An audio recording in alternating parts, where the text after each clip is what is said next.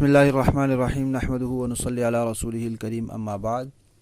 15 روزہ اسلامی عقائد کورس کے دوسرے حصے کا عنوان نمبر 23 ہے اجتہاد و تقلید۔ اللہ تعالیٰ نے قرآن پاک میں دین کے شریعت کے سارے مسئلے واضح طور پر بیان نہیں فرمائے۔ مثلا نماز کا پورا طریقہ قرآن پاک میں نہیں ہے۔ پھر نبی کریم صلی اللہ علیہ وسلم کی سنت میں بھی دین کے سارے مسئلے جو قیامت تک پیش آنے والے ہیں وہ سارے واضح نہیں ہیں۔ جب مسائل پیش آنے ہیں اور قرآن و سنت میں وہ واضح نہیں ہیں تو اب امت نے کیا کرنا ہے، اس کے بارے میں قرآن و سنت میں رہنمائی موجود ہے۔ اللہ تبارک و تعالیٰ اور نبی کریم صلی اللہ علیہ وسلم کے ارشادات موجود ہیں کہ کچھ لوگوں کو اللہ تبارک و تعالیٰ اجتہاد کی صلاحیت دیں گے، وہ پھر قرآن و سنت کو سامنے رکھ کر ان مسائل کا حکم معلوم کرنے کی کوشش کریں گے اور باقی لوگ ان کے پیچھے چلیں گے۔ جیسے دنیا کا عام ضابطہ ہے کہ دنیا کے سارے لوگ ہر فن کے ماہر نہیں ہوتے، کچھ لوگ ایک فن کے ماہر ہوتے ہیں،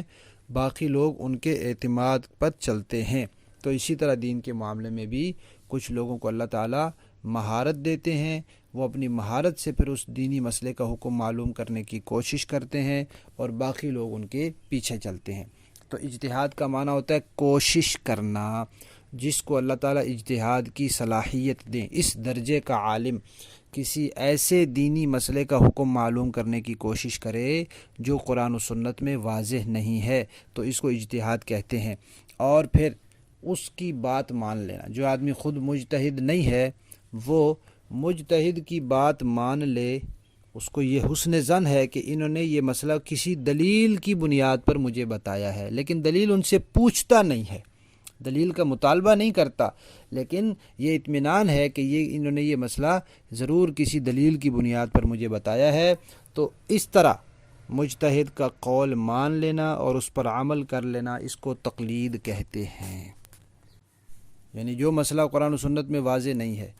اس دینی مسئلے کا حکم معلوم کرنے کے لیے کوشش کرنا، یہ اجتہاد ہے۔ اور پھر اس مجتہد کے اعتماد پر کہ اس نے دلیل کی بنیاد پر مجھے مسئلہ بتایا، اس سے دلیل کا مطالبہ نہ کرنا اور اس کی بات کو مان کر اس پر عمل کر لینا، یہ تقلید ہے۔ اجتہاد نبی کریم صلی اللہ علیہ وسلم نے بھی کیا ہے، اجتہاد صحابہ کرام میں بھی تھا، اور صحابہ کرام میں بھی بعض صحابہ دوسرے صحابہ کی تقلید کرتے تھے۔ جو حضور کے پاس تھے وہ تو حضور سے مسئلہ پوچھتے تھے، جو حضور سے بہت دور رہتے تھے ان کو جب مسائل پیش آ جاتے تھے تو وہ پھر فقہاء صحابہ سے پوچھ کر ان کی تقلید کرتے تھے۔ تقلید کا مقصد یہ ہوتا ہے کہ انسان اپنی ذاتی رائے پر چلنے کے بجائے اس آدمی کے پیچھے چلے جس کو اللہ تعالیٰ نے اجتہاد کی صلاحیت دی ہے۔ گویا یوں کہہ سکتے ہیں کہ اپنی ذاتی رائے پر، اپنی خواہشات پر چلنے سے تو قرآن و سنت نے منع کیا ہے، تو تقلید کا مقصد قرآن و سنت کی پیروی ہے، اور مجتہد قرآن و سنت کو ہم سے زیادہ جانتا ہے، اس لیے ہم اس کے پیچھے چلتے ہیں، اس کی تقلید کرتے ہیں۔ تو تقلید کا مقصد قرآن و سنت کی پیروی ہے، اور تقلید صرف ان مسائل میں ہوتی ہے جو قرآن و سنت میں واضح نہ ہوں، اور فرعی مسئلے ہوتے ہیں، فقہی مسئلے ہوتے ہیں، شرعی مسائل ہوتے ہیں۔ اور جو مجتہد ہوتا ہے وہ معصوم نہیں ہوتا، نبی کی طرح مجتہد سے غلطی ہو سکتی ہے، لیکن جیسے ایک ڈاکٹر ہے،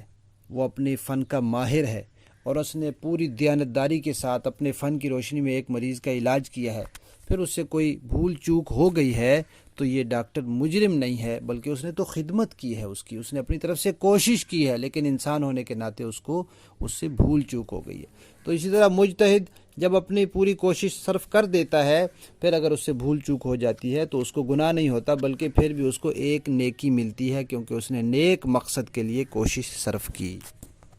پہلے زمانے میں مجتہدین تو بہت سارے رہے، بہت سے حضرات کو اللہ تعالیٰ نے اجتہاد کی صلاحیت دی، لیکن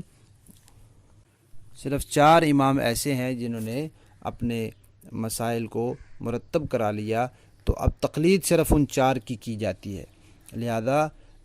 بعد میں آنے والے لوگوں کے لیے یہ ضروری ہے کہ وہ ان 4 میں سے کسی ایک کی تقلید کریں۔ یہ واجب ہے، واجب جو نہیں کرتا وہ گمراہ ہوتا ہے، وہ واجب کا تارک ہوتا ہے، صراط مستقیم سے ہٹ جاتا ہے۔ اور ہمارے بر صغیر، پاک و ہند، بنگلہ دیش وغیرہ میں کیونکہ صرف فقہ حنفی کے ہی علماء پائے جاتے ہیں، اس لیے ان علاقوں کے لوگوں پر فقہ حنفی کے مطابق چلنا اور امام ابو حنیفہ کی تقلید کرنا واجب ہے۔ اس امت میں 1400 سال میں جو اہل سنت والجماعت لوگ رہے ہیں صحیح العقیدہ، وہ دو ہی طرح کے رہے ہیں، یا وہ تھے جن کو اللہ تعالیٰ نے اجتہاد کی صلاحیت دی ہے تو خود مجتہد بنے ہیں، یا پھر جنہوں نے کسی مجتہد پر بھروسہ اور اعتماد کیا ہے تو مقلد بنے ہیں۔ ظاہر بات ہے کوئی تیسری صورت نہیں ہے کہ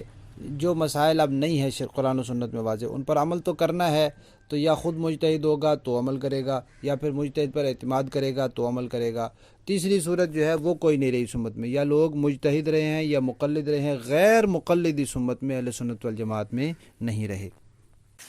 بلکہ غیر مقلدیت جو ہے یہ تو گمراہی کی بنیاد ہے اور گمراہی کی جڑ ہے، اس لیے کہ گمراہی کی دو قسمیں ہیں۔ ایک ہے کوئی چیز دین میں ثابت ہو اس کا انکار کر دینا، اس کو کہتے ہیں الحاد، اور دوسری گمراہی کی صورت ہے کہ کوئی چیز دین میں نہ ہو اس کو دین بنا لینا، اس کو کہتے ہیں بدعت۔ تو جو الحاد والا ہوتا ہے ملحد، وہ اس کو مجتہد کی تحقیق پر اعتماد نہیں ہوتا، وہ اس کو ناقابل اعتماد سمجھتا ہے تو گمراہ ہو جاتا ہے۔ اور جو دوسرا ہوتا ہے بدعت والا، وہ مجتہد کی تحقیق کو کافی نہیں سمجھتا تو وہ بھی اس پر بھروسہ نہیں کرتا تو وہ بھی گمراہ ہو جاتا ہے۔ گمراہی کے یہ دونوں سبب جو ہیں یہ تقلید چھوڑنے کی وجہ سے پیش آتے ہیں۔ اور ویسے بھی جو مقلد ہوتا ہے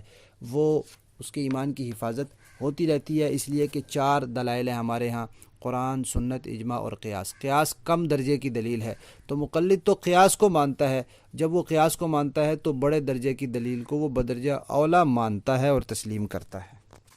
علماء نے لکھا ہے کہ نبی کریم صلی اللہ علیہ وسلم نے فرمایا تھا کہ بنی اسرائیل میں 72 فرقے تھے، میری امت میں 73 ہوں گے۔ تو یہ ایک کا اضافہ کیوں ہوا؟ اس لیے کہ بنی اسرائیل میں فقہاء نہیں تھے، انبیاء آتے تھے، فقہاء کی ضرورت نہیں تھی۔ اب اس امت میں فقہاء کی ضرورت ہے، اللہ نے فقہاء پیدا کیے ہیں، تو جب فقہاء پیدا ہوئے ہیں تو فقہاء کے دشمن بھی پیدا ہوئے،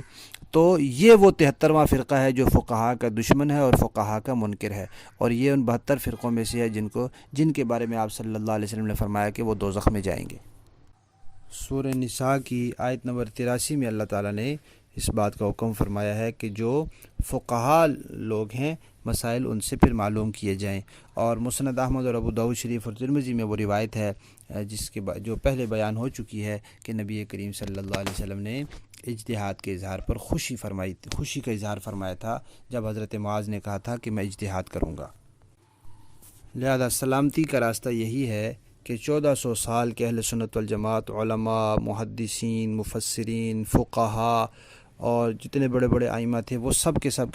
کسی کے مقلد رہے ہیں، اور ہمارے بر صغیر میں بھی جو بڑے بڑے بزرگ تھے، حضرت علی حجویری، حضرت خواجہ معین الدین چشتی اجمیری، حضرت خواجہ نظام الدین اولیاء، حضرت شیخ بہاؤالدین نقشبند، بابا فرید الدین مسعود گنجشکر، حضرت خواجہ قطب الدین بختیار کاکی، حضرت مجدد الفسانی، حضرت شاہ ولی اللہ وغیرہ، یہ سب امام ابو حنیفہ کے مقلد تھے۔ ہمیں بھی اگر سلامتی کا راستہ چاہیے تو ان علماء اور اولیاء کے طریقے پر چلتے ہوئے ہم بھی امام ابو حنیفہ کی تقلید کا ہار اپنے گلے میں سجا لیں۔